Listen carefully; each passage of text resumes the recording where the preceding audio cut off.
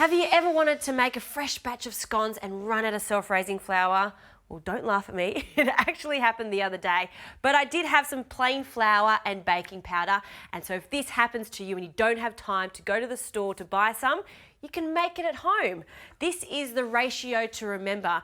You need 1 cup of plain flour, and I'll place that into a sieve.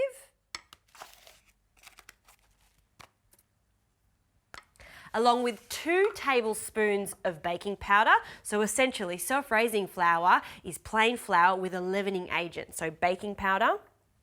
And then you need to mix it and you need to lighten it up. So I'll sift this straight onto a piece of baking paper.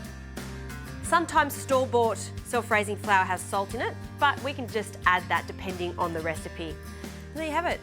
Self-raising flour, freshly made at home. You don't even need to go to the store.